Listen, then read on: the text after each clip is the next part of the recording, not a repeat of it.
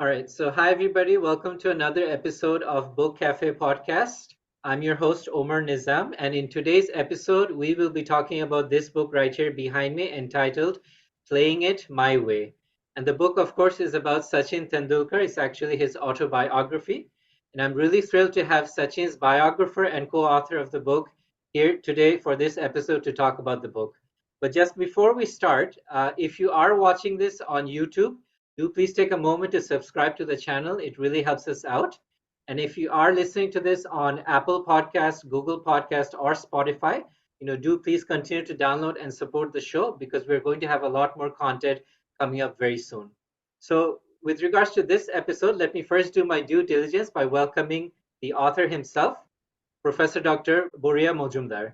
Hi, Professor. Welcome to Book Cafe Podcast. Thank you, Omar. I mean, as you can see, I'm sort of sitting currently in Oxford in my college, so quite a pleasant British afternoon and good setting to talk cricket to you. And never an occasion better than to talk about Sachin Tendulkar. So, pleasure. Hopefully, we will be able to talk about some stories which your readers and listeners haven't heard in the past from the book and beyond. So hopefully, it will be a good episode for you. Absolutely, absolutely, and why not? And in fact, must say I'm quite envious of the setting in which you're in right now. It really does look wonderful. And of course, Professor, we will of course get to talking about the book in a minute. But for our viewers and listeners who may not have read the book yet and who might be discovering you for the very first time, do please take this moment to tell us a little bit more about yourself. Your ethnic background, your education background, what you do for a living, and in fact, anything at all that you'd like to share with us. Okay, so here you go. I studied history. I did a PhD from the University of Oxford on the social history of Indian cricket, completed that in 2003. Thereafter, have dabbled in a lot of media work and a lot of academic work. And more recently, I've founded this company called Rev Sports, which is India's first digital multi-sport holistic platform. So the aim is to try and address that we have in India at this point in time, where cricket gets a lot of the coverage and other sports do not. So here with the Rev Sports, we are trying to do optimal coverage of both cricket and Olympics. That means parasport. That means try and do a lot of work on disability and sensitivity. And wearing my academic hat, I do a lot of work on sustainability, on inclusion, on diversity, and of academic journals called Sporting Society and Soccer and Society, based out of Kolkata. That's home. Oxford is second home. Keep coming back to this city every year for the last 23 years. This book, Playing It My Way, which is Sachin's autobiography, we started work in 2011, finished in 2014, which is when the book was published. And the pre-orders, the combined pre-order was more, and I emphasize this point, more than Walter Isaacson, Steve Jobs, and J.K. Rowling combined. Pre-order was something like 225,000 copies on Amazon.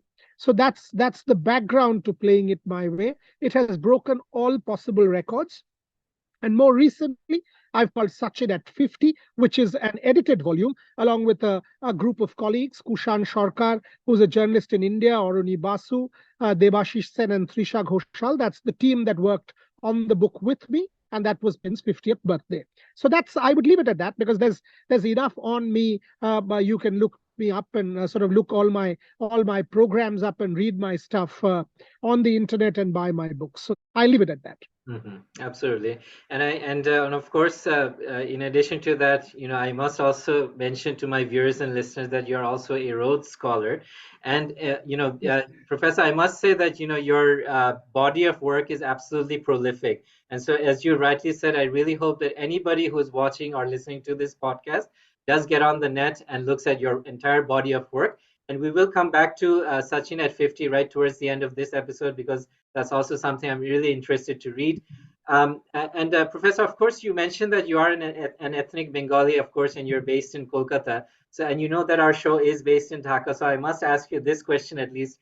Have you had the chance to come to Dhaka or visit Bangladesh? একবার নয় বহুবার একবার নয় during my PhD years research করার সময় একবার নয় multiple times have been to Dhaka, love the place, love the food, love the people. I've done a lot of work on Bangladesh cricket as well, and I've written a lot on Bangladesh cricket. Even if you read my doctoral dissertation, there are two chapters on cricket in Bengal in the colonial period, which was Bengal undivided, yes, and have since then followed Bangladesh sport very closely. Have numerous friends in Dhaka in the sporting sphere, whether in the administrative realm or in the media realm. The answer is absolutely yes, multiple times, and it's one of my favorite destinations. Will always be, not simply for the language or the food or the culture, but because of the passion for sport that you all have.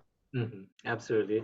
Well, that is absolutely wonderful to hear, Professor. I'm extremely thrilled to have heard that, and of course, I cannot wait to dive right into the book with you. So, Professor, just coming to the title of the book itself, it is called "Playing It My Way," and I don't want to be presumptuous as to what it's actually supposed to signify. So, would you kindly explain to us a little bit as to whether is it just what it is it what you see is what you get, or is there something more that went behind the title of the book itself, Playing It My Way? Please walk us through that. Yes. That's a good question. That's a good question. And we spent a lot of time ideating on the title because Sachin is a once in a lifetime phenomenon and he has played sport his way. And what do I mean by that? With the highest amount of integrity and dignity and courage and passion. At the same time, is a kind of a blazer for many, many millions of aspiring cricketers who have modeled themselves in the manner that Sachin conducted himself and still does. So his cricket was a very, very trademark Sachin Tendulkar. Starting at the age of 16 against Pakistan in Pakistan, that's an exemplary show of courage. The longevity for 24 years, continuing from 1989 to 2013, playing 200 test matches, shows you the kind of physical effort that the man has taken. So in every possible sense, he is the embodiment of everything that is good. So he played it his way and he left his indelible mark on the sport. So in every sense, I think it's a befitting title because he shaped his own destiny and in doing so shaped the career of the sport in India. And so that's why the title, Playing It My Way. Fantastic, fantastic. So I think that it was really important to have that out of the way because I really was very curious to know about that, and I think you've absolutely got it spot on with the ideation that went into the process of selecting the title of the book. So, Professor, obviously, by the time that the book came out in 2014, Sachin had already lived his life in the public eye for close to 25 years or a bit more. So, is there anything new that you found when working and collaborating with him on the book that you did not know prior to your collaboration with him? And if so, do please share one of those stories with us. Yeah. I did. In fact, at every step, because despite being in the public domain, he is still a very closed individual. And that's understandable because the kind of adulation that the man sort of gets in India, the kind of impact he's had on Indian people, not simply Indians, but sports fans around the world, is unparalleled. So despite being in the public domain, the example, his family life. How is he as a husband? How is he as a father? How did he start out his cricketing journey? What were the challenges? What are the challenges of mental health that he faced? Some things that when I look back in hindsight, we actually tackled issues that are very, very significant as we talk to you today. What are the challenges that he failed? What did sport teach him? I mean, yes, we celebrate a Tendulkar, but when you talk about 50 hundreds in 200 test matches, you say, wow, what a number. But what does that mean? That also means that despite being a Tendulkar, the greatest cricketer ever, the greatest batsman ever, he's not scored 100 and 150 of those. So clearly, sport teaches you how to lose. It's a life lesson of sorts. And that's what the book is. The book is not simply about Tendulkar, the cricketer, or Tendulkar, the batter, or Tendulkar, the captain, but it is who he was and the impact he's left behind on our sport and on our society. So that was a real deep learning for me. And I'll give you an anecdote. Yeah. We used to do these sessions in his house 3 times a week, go and record with him for Playing It My Way. And each time was a fantastic experience because to see the man from close. Remember, we doing a number of these sessions in London when Sachin was here. He's got a place next to Lord's, very close to Lord's. And every time I went to his house in London, Each time would insist on doing the dishes himself. And I was like, what are you saying? And he was like, no, have a meal. We'll do the dishes. I will, as in he will. You can help me with whatever. And then we can go for a walk to Regent's Park and record. Whole ethos of this particular person that, he is rooted, he's humble, he's modest, and that is why he's a role model. You can be the greatest sportsman of all, but you cannot perhaps be the greatest role model. In this case, he is both. And that is what makes this book stand out, and that is what makes him stand out as an individual. Yes, yes, indeed, indeed. And of course, I must confess right at the outset, Professor, that as somebody who is such an avid cricket fan and a book lover in general, I can unconditionally say that this is by far the best cricket biography that is out there. And I'm comparing it to other books that I've also read recently, like, for example, Sourav Ganguly's autobiography, Kevin Pietersen's autobiography, which we'll talk about some other day because it just wasn't up to the mark in my estimation.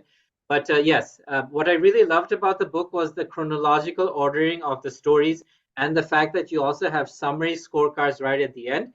In fact, it was more about cricket than about anything else. If I were to compare it with, for example, Shane Warne's biography, which seemed like two-thirds of it was non-cricket related and only one-third of it was cricket related. But with this particular book, what you see is what you get. This is exactly it is exactly what it says on the tin. It is all about Sachin Tendulkar. But having said that, Professor, you are, of course, not just an arm's length biographer for this particular book.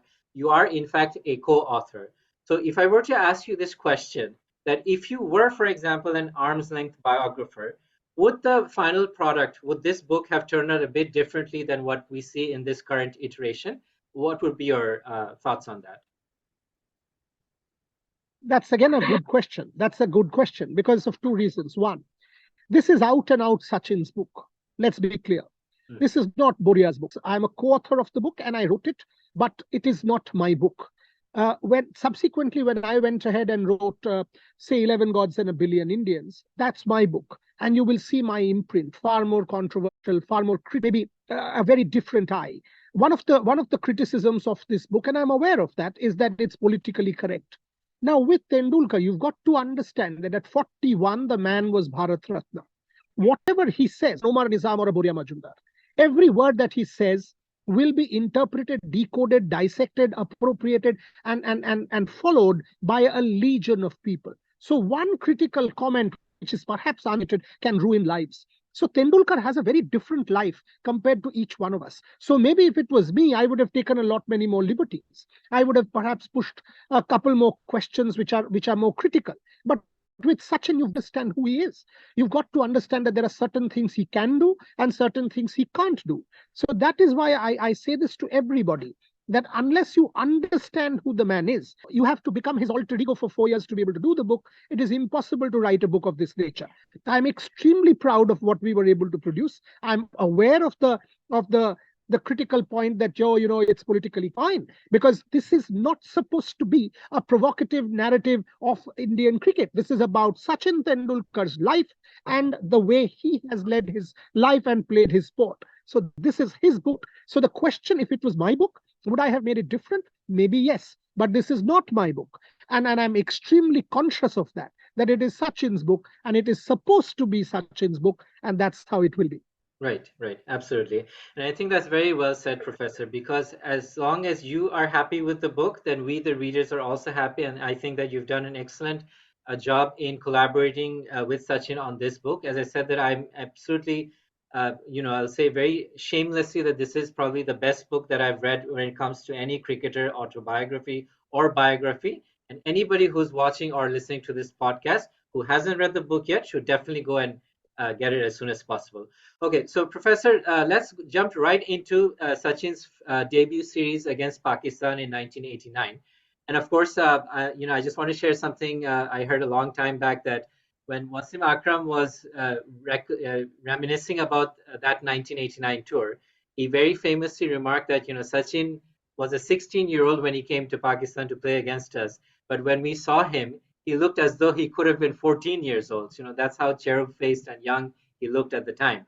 And so the question I would like to ask, Professor, is that when he did start off as a 16-year-old in 1989, could anybody have imagined that he would one day go on to amass 50,000 career runs, 34,000 international runs, and 100 hundreds? Could anybody have imagined that or seen that coming? No, no. I mean, it's impossible to imagine that. I mean, when Sachin Tendulkar, if you go and ask Sachin, did you ever imagine you would score 100 international? He'll say no. I mean, and that is the truth. If you go and ask his brother, who has actually answered this question that you asked me in my recent book, Sachin at 50, and he said no. All we wanted him to do was become a good cricketer. That's it. It's so good. It is not 100 international hundreds. It's not 50,000 runs. We wanted him to play the sport to the best of his ability. We wanted him to be admired by people who liked white ball and red ball, because you don't see that. You see some red ball really well, white ball really well. Now, here is one man who defended as good as he attacked. He had all the shots in the book and he was admired by everybody. Now, you don't get all of that. So, to answer your question, absolutely not. Nobody imagined. I remember one corporate gathering where Sachin was asked by someone that he was actually asked, when you scored your first 100, what did you think? And Sachin looked at me and we were both together. And I was hosting the program. Cheekily looked at that man and said, I was thinking there are 99 more to follow. And I started laughing. And the man actually did not get the answer and said, oh, and so what did you think when you got your 100th 100? And then Sachin once again looked at me and said, oh, you know what? I then thought, I've scored 99 before this and you guys have forgotten. It's quite funny. But the answer is no. None of us ever imagined that he'd get to where he did or where he eventually managed to, because it's staggering. I mean, you see such an incredible 24 years and all this, what he's achieved. It is impossible to take stock and fathom that somebody could get there. But that's also the fun of it, isn't it? When you get to a place or a pedestal that you never imagined you can. So that makes the journey all the more interesting. Absolutely.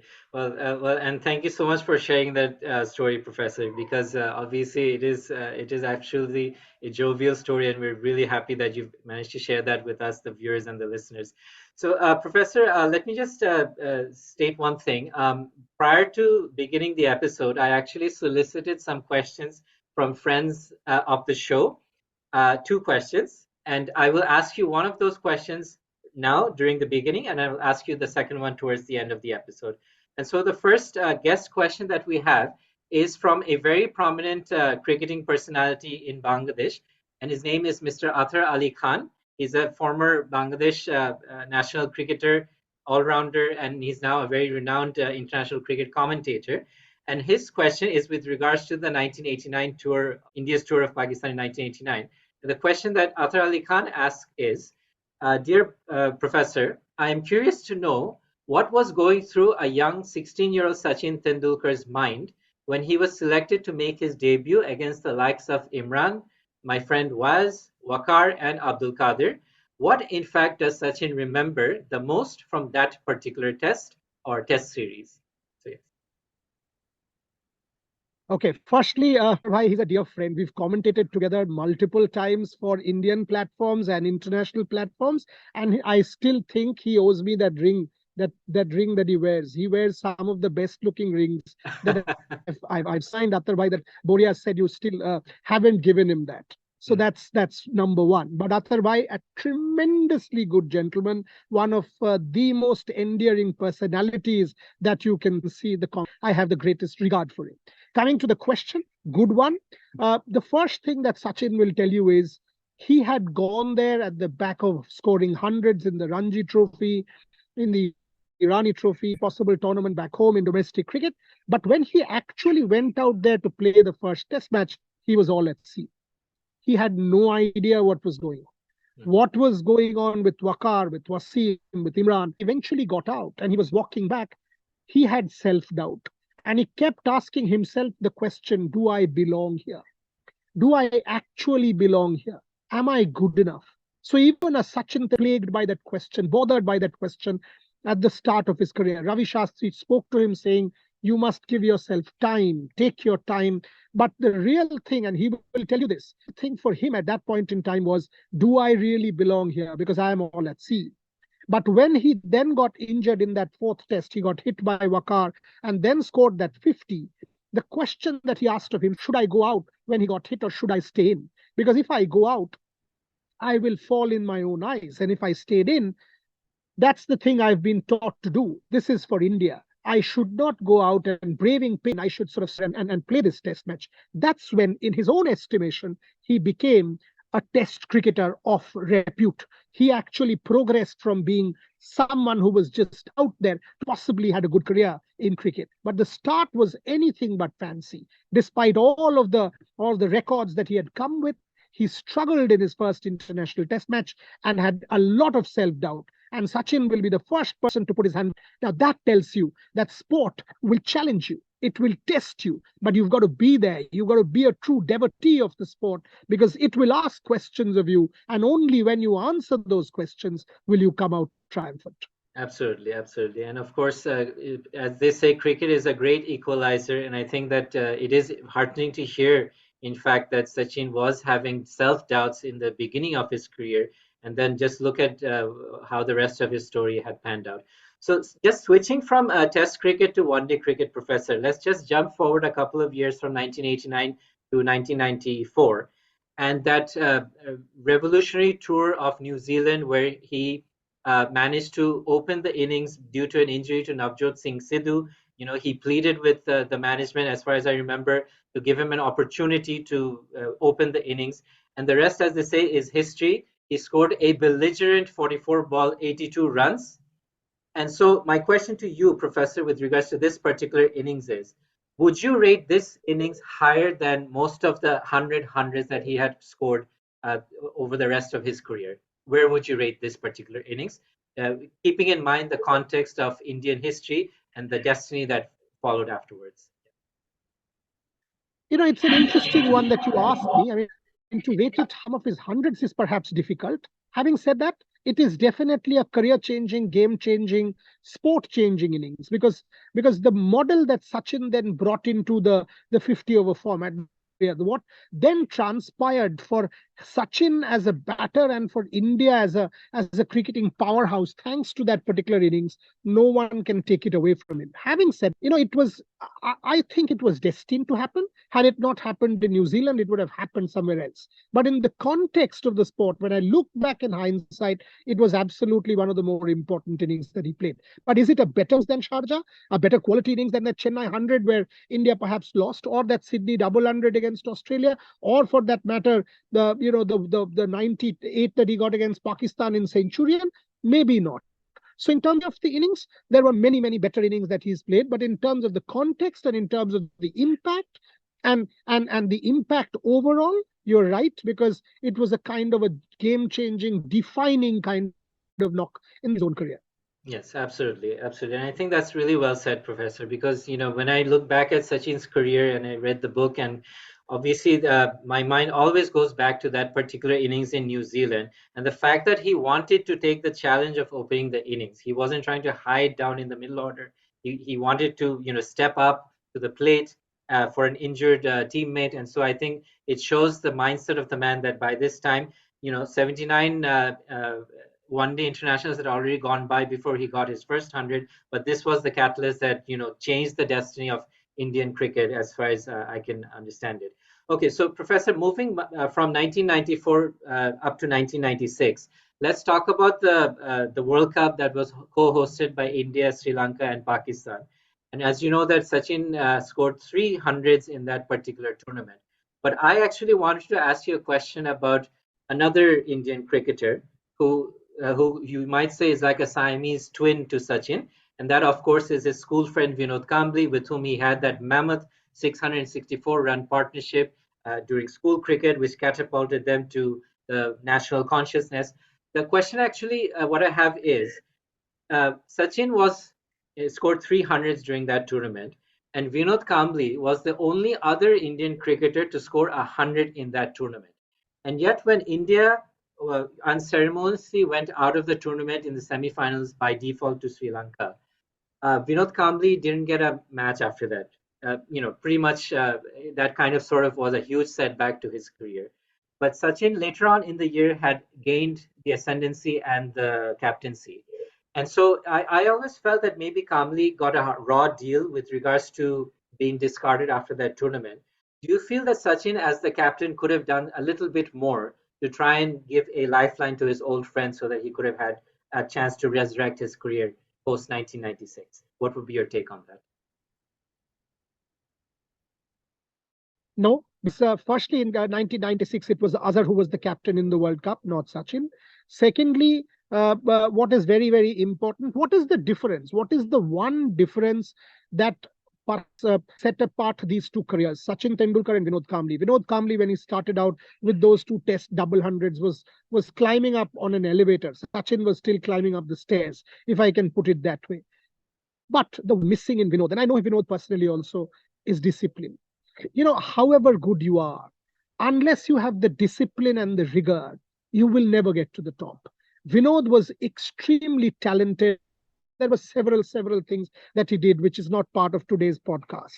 But Vinod was a wasted talent. Could he have been given a few more opportunities? Maybe yes, maybe no.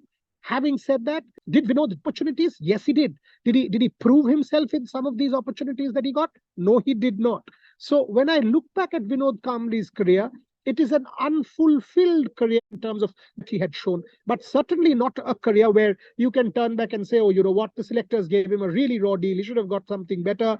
I don't think that's the case because Vinod was already going down that route of a genius. So that's the problem. Somebody like a Tendulkar is not simply talent. It is talent meshed by tremendous amount of hard work and discipline. But in case of Vinod, it is just talent that frittered away because he did not have the hard work or the discipline. And that, as an Indian cricket analyst and fan, and here I take myself away from being Sachin's biographer, it pains me, it peeves me, it irritates me that why would I not see Vinod Kambli do better? But I also know that there are many like that in sport, people who can't handle talent of this level or this nature, of this scale, and lose track because you're at that age of 25 and all of a sudden coming from an underprivileged background, you're exposed to the riches, the glamour, the women, the money, and you go crazy. So it happens. It happens with human beings because all of us have our human frailties. So I try that as an academic. But when I look back at Vinod's career, I don't think he got a raw deal. What I do think is here's a career that promised so much more. Right. Okay, and definitely, and thank you for that, Professor. And just to clarify, of course, Azharuddin was the captain during the '96 tournament, but after the '96 tournament, Sachin Yes, gained the yes. captaincy, and that was what I meant that during his captaincy, when by that time Vinod was already discarded, and if you remember, in November of that year, 1996, they won the Titan Cup, etc. And then after another 17 months, Azharuddin regained the captaincy. And speaking of which, that brings me to 1998. By this time was in fact a tri-series in Bangladesh, which I'm very excited to talk about. And of course, in 1998, it was the silver jubilee for Bangladesh, the Independence Cup, and we had India, Pakistan, and Bangladesh for the first time. I mean, in a very long time, playing a tri-series, and of course, there was the best of three finals. And so, I want to talk about the third final, Professor. In that particular third final, Sachin scored a blistering 41 runs during a mammoth chase. And in that same match, Sourav Ganguly scored 124, and Robin Singh, who was coming first down, scored 82 and chipped in with that. But I'm interested to know more about Sachin's tournament here in Bangladesh, and what are some of his memories from that tournament, and how does he rate that particular tournament and the win over Pakistan in the best of three finals? He has some really fond memories of that tournament. In fact, that he will tell you is when the captaincy went away from him, and it did not happen in the most pleasant circumstances. They did not inform Sachin that he was being stripped of captaincy, and all of a sudden that had happened. So the first thing that he told himself was, "You can take captaincy away from me, but you can't take my cricket away from me." And the players used to call him skipper. So in Bangladesh during that tournament, a couple of the players and Sachin turned and he thought they were calling him, but they were not actually calling him. They were calling Azhar because Azhar was the new captain. And the realization struck him that, hello, I am no longer the captain of India. I have to make my bat do the talking. and happened with the way he batted. In fact, that 90 odd that he got, that 41 of 24 balls that he got, and he set that chase up 316, which Rishikesh Kanitkar finished off in dark twilight Dhaka, giving India one of its greatest ever victories. So for Sachin, it was a tournament that he had to sort of use to stake a comeback as the country's best batter. So very, very important tournament, and a tournament that he used as a platform and as a stage to tell himself that yes, he may not have been captain of India, but he was still the country's pole star, the Pied Piper come to when it came to batting. Absolutely. And just staying with 1998, Professor, obviously that was Sachin's most prolific year as far as ODI cricket is concerned. He scored 900s in that one calendar year. So we cannot not talk about 1998 and not refer to the Desert Storm innings, the back-to-back hundreds against Australia in the UAE. And how would you rate those two centuries, and how does Sachin rate those two centuries, Professor? As far as his 49 ODI hundreds are concerned, would they be right at the top, the one and two, because one helped India get to the final and the second one helped India, win the final? So which one would you rate higher between these two? I would actually rate the one that India got India to the final higher. And yes, absolutely at the very top. Some of the strokes that he played against Michael Kasprowitz was unbelievable. When the sandstorm happened, Sachin had never seen something like that. And I'm quoting him. He thought he might get blown away. So he wanted to go and stand behind Adam Gilchrist. And the sandstorm was coming. He would hold Gilchrist and stay strong. So that's kind of bizarre and funny. But when that happened, India needed 17 overs, 139. Now, in today's day and age of 2020, that's doable. But at the time in 1998, it was a staggering ask.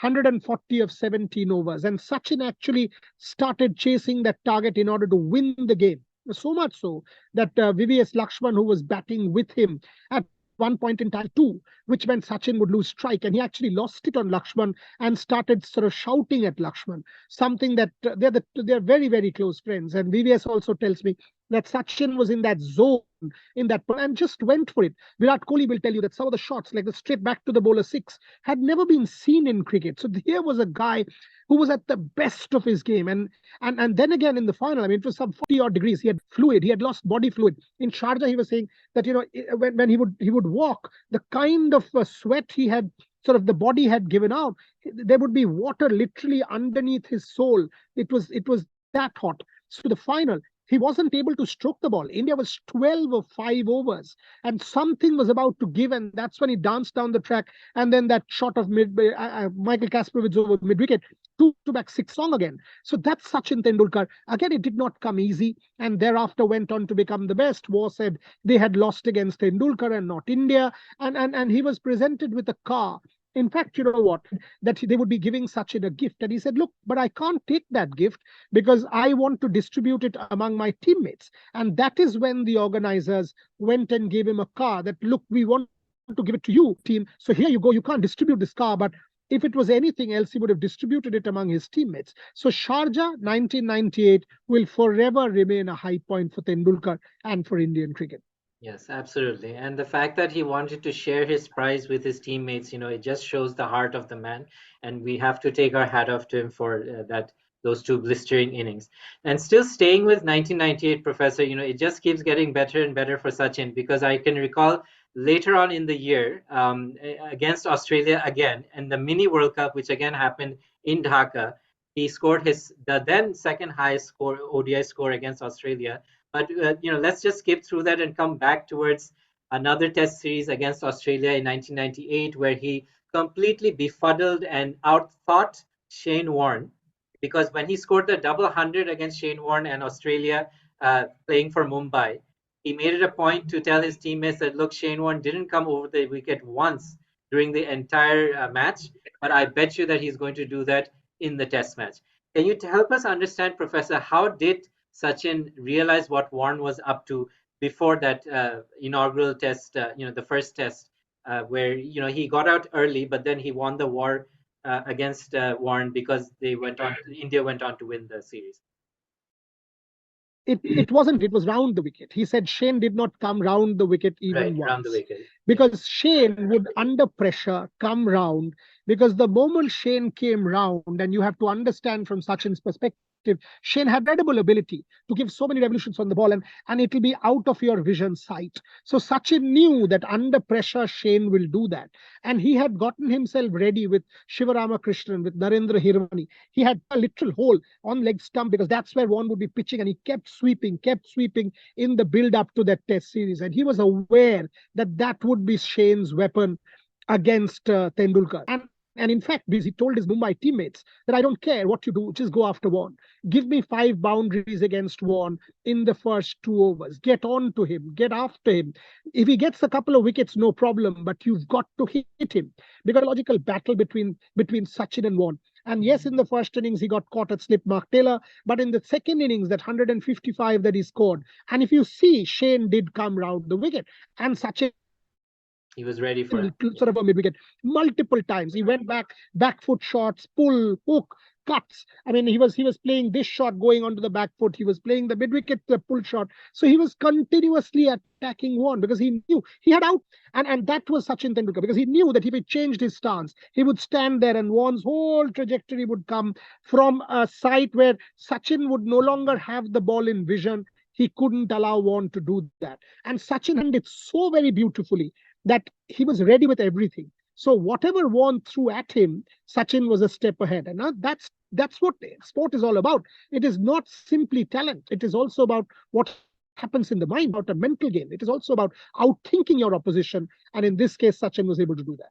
Absolutely, absolutely. And it was such a fascinating battle. He completely outplayed and outthought Shane Warne, and he did exactly what Douglas Jardine would have done in the reverse order, where Jardine was very famously said to, very famously once said that you don't bowl a man out, you think him out. And so Sachin sort of reversed it on Shane Warne and won that series.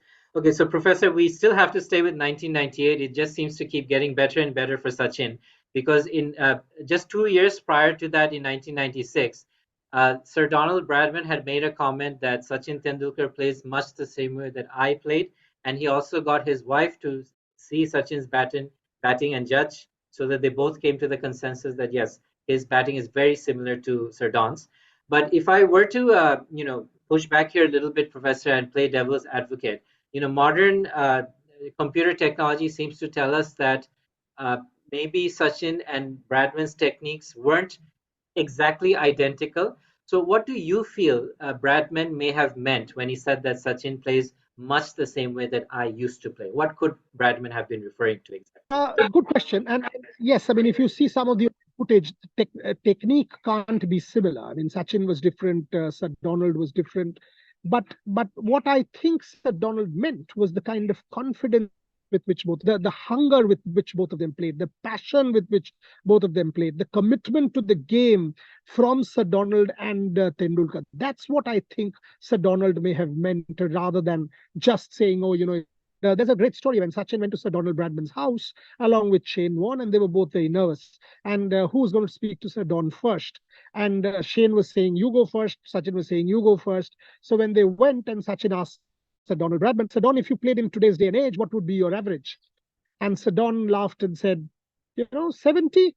And Sachin said, Sir Don, why? I mean, your average is 99.96. Why 70? And Sir Don said, so I just turned 90.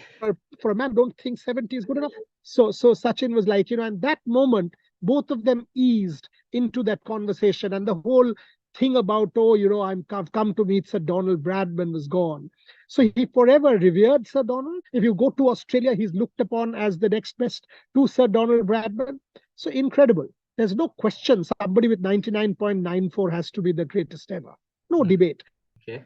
All right. But did Sachin play with half the pressure that Tendulkar did? Maybe not. A billion people each time screaming Sachin, Sachin with that pressure? Maybe not. So Sachin Tendulkar has to be the next best that cricket has seen.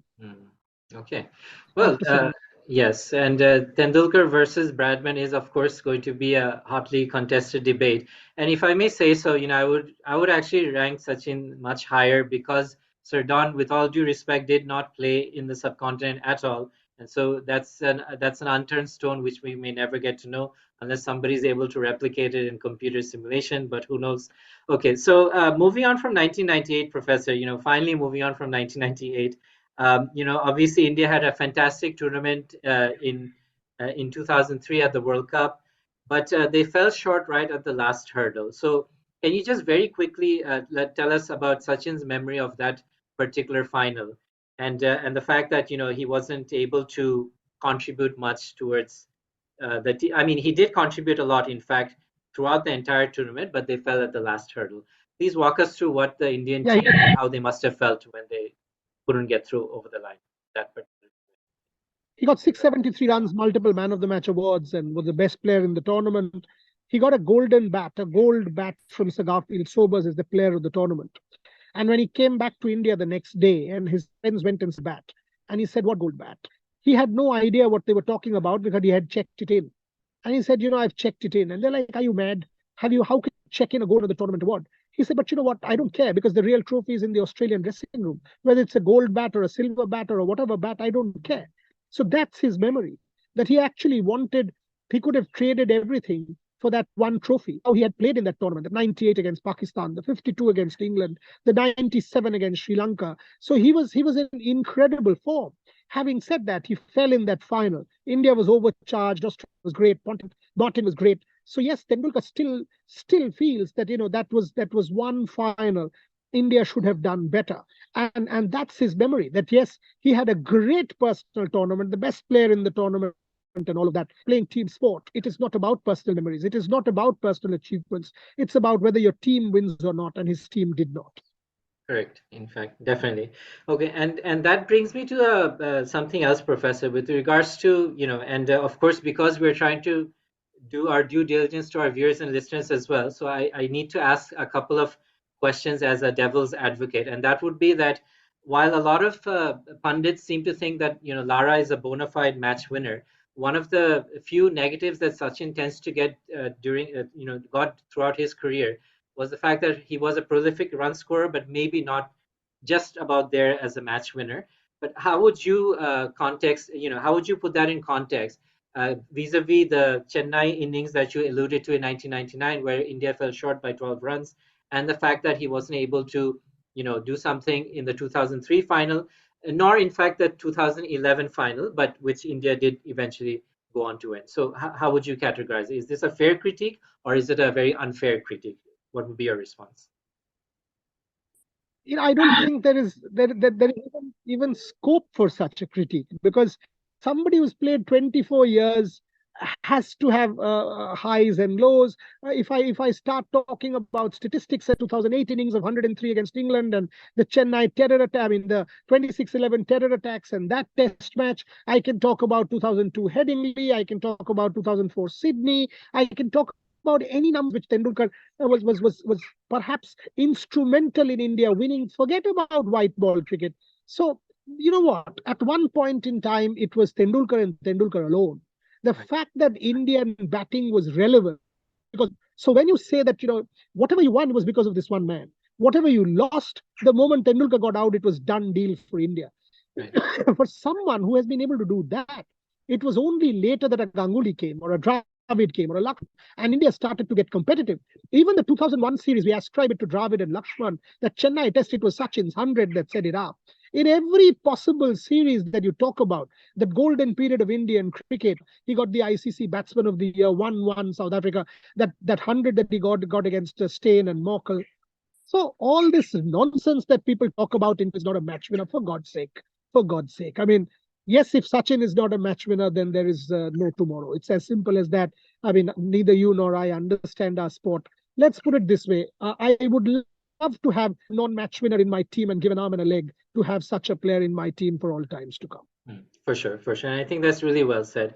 Okay, and so, Professor, with your permission, I need to ask just one more question, which is also a negative question slash controversial. But again, once again, this is for our viewers and listeners, and my job as a host to try and give a balanced picture. As you know that Sachin, right before he picked up batting as a youngster, he aspired to be a fast bowler, right? And so, Arjun Tendulkar, his son, made his Mumbai Indians debut a couple of weeks back. And of course, he is a left arm, he's a very tall left arm fast bowler. But before Arjun played in this year's IPL, he did, of course, score a century in the domestic cricket, and so that actually shows that he does have a lot of aptitude with the bat. So, would you say that maybe it is Sachin who's actually trying to live his dream vicariously through Arjun as a fast bowler, or would you say that no, those are completely unfounded, and it is Arjun himself who is just living his dream, which is to be a fast bowler and to one day play for India? What would be your take on that?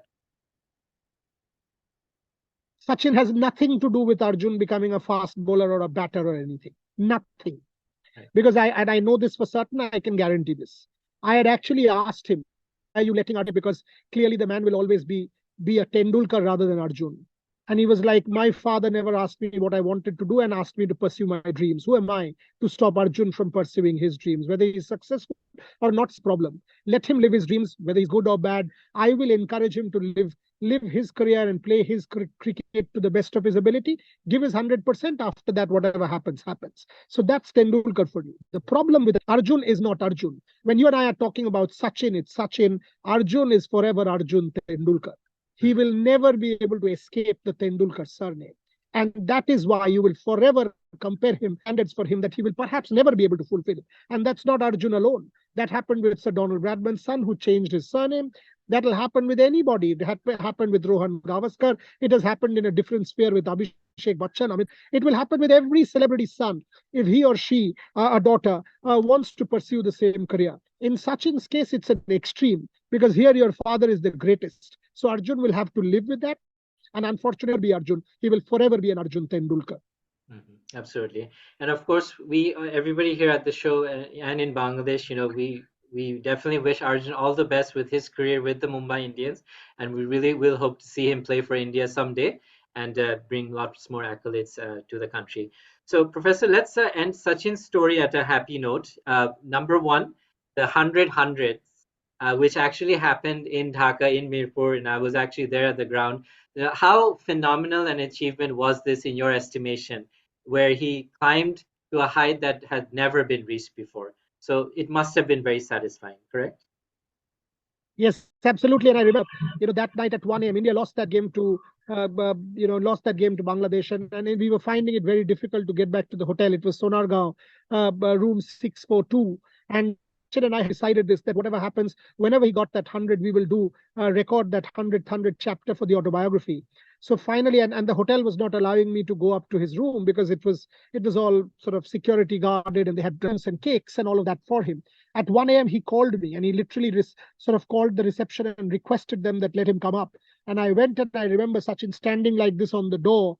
And I said, so the monkey's off your bed to me. You guys are the ones who created this monkey. 6,000 SMSs is what he got a year, 200 SMSs a day. So 6,000 SMSs, sorry, a month is what he used to get. The same question, you will get your 100. He got a 74 against the West Indies, which for India, and the headline in the newspaper was Sachin is 26 short.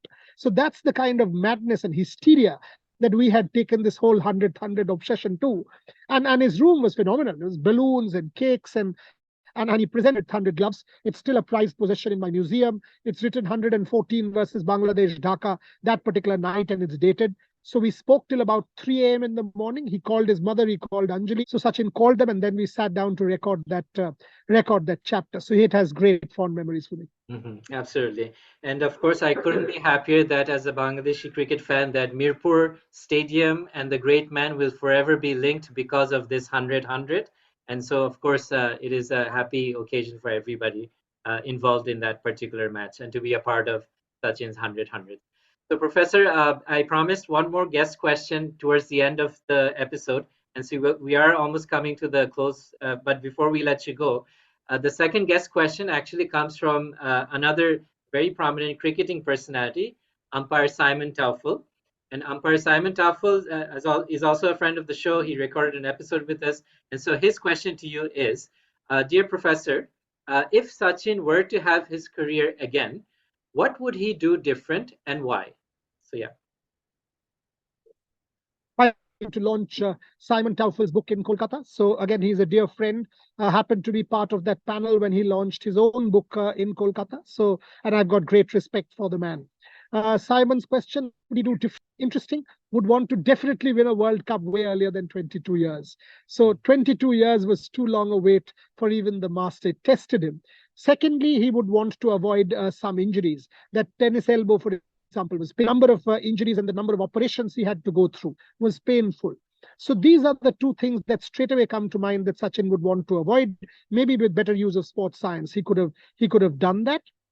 I don't think to have his career any other way, but what he was able to achieve. 200 tests, everything, the kind of adulation and the love and the impact that he had on the game and on the Indian public and the world sporting public. I don't change any of it.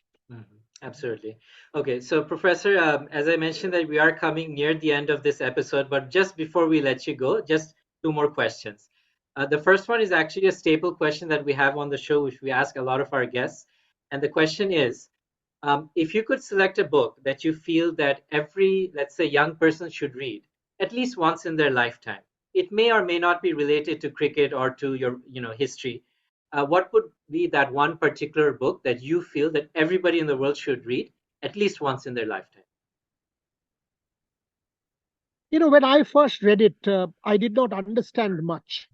But since then, I've read that book at least 30, 40 times. It is C.L.R. James' Beyond the Boundary. I mean, it is Right. what we stand for. It is about understanding society through the lens of sport. I would urge you to watch True Brilliant Cricket and read Beyond the Boundary. Maybe you will not understand it at first and think, how can this be a cricket book? And believe me, I mean, Beyond the Boundary was rejected by the publisher sent in the 19th. So if that can be rejected, then any of us can be rejected, and all of us have a future. So that's one book that I will recommend to everybody. Absolutely. Okay, and so the second question related to books, Professor, because we are, after all, a podcast about books, it's in the title. Sachin, by his own admission, of course, has said many times that he didn't really get to further his education much because he got selected to play cricket at a very young age. So, just out of curiosity, Professor, is Sachin a big reader or a lover of books? Does he like reading at all? And if he does, what kind of books does he like to read? Fiction, non-fiction, cricket-related books? Do please tell us about that. He does read. He does read. I know for a fact that he reads a lot of more popular stuff, as in magazines and stuff like that. He's an avid follower of watches. So any literature on watches, on cars, he would just pick them up and finish them off. A real sort of nut for technology. Any new gadget, and he would pick it up and read. So, for example, he would read the autobiography of somebody like Steve Jobs. Very, very keen to pursue sort of that kind of stuff. So books, perhaps not as much as you and me, but in terms of popular reading, yes, he does. As and when, I mean, whenever he gets a moment, he absolutely does. As I said, he's got great interest in cars, in watches, in technology, and in knowing what is happening with our world. A very informed personality and well-rounded personality. So he does. So Excellent. that's how books per se, academic books per se, maybe not, but that's not what is expected of him either. Okay, fair enough. So, and we will definitely hope from the show that if he does get an opportunity to watch this podcast and to see the kind of books that we recommend on the show, that it will motivate him to not only read the magazines and the watches, but also books as well. Okay, so once again, for all our viewers and listeners who have been with us all this time, thank you so much for being with us and for supporting the show. Let me just grab the book from behind me. The book, once again, is Playing It My Way, the autobiography of Sachin Tendulkar, co-written by Professor Dr. Boria Majumdar. Please, if you haven't read the book, go out and buy it. It's a fantastic book, co-written by a fantastic author about a fabulous individual. So it is a must-read book for any cricket fan, not just any cricket fan, but for book lovers in general. So, Professor, just before we let you go, you did allude to a couple of your other books as well. Please walk us through those. After this came out in 2014, you've definitely written a lot more books. One of them is Sachin at 50, and another one is 11 Gods and a Billion Indians. So will those books be available in Bangladesh anytime soon, for example? Because I haven't come across them yet. Yes, I mean, 11 gods, I think, is already, because a lot of my Bangladeshi friends and readers have read the book and have spoken about it. Came out in 2018, got the Robindra Puraskar in 2018, is perhaps my best work. It is a critical history of Indian cricket, delves deep, talks of sport, talks about the politics of Indian cricket, and that's something that I will recommend wholeheartedly if you are interested in sport and cricket per se. Sachin at 50 is more celebrated for the man, which just came out last month. It's already a bestseller in Amazon. It's the number one gifted book at the moment in Amazon. A British edition is coming out. An Australian edition is coming out. A South African edition is coming out. Bangladesh, I'm sure there will be an edition. The Hindi edition is out. I would want to explore the possibility of the book being translated into Bangla as well. But I would definitely people to read the book, because there's a chapter by Anjali, there's a chapter by Ajit, Sachin's wife and brother. There's a chapter by Mr. Gavaskar, by Sourav, by Rohit Sharma. So all generations of cricket. There's something by Mr. Bachchan, Asha Bhosle. So people from art and culture and sport. And it's certainly a celebration of the man as he turned 50. Absolutely. Fantastic. So we will definitely keep our eyes peeled for that. And of course, once we're done through reading those books, we really hope to have you back as well, Professor, for a future episode to discuss about those two books. So once again, for our viewers and listeners, the book here.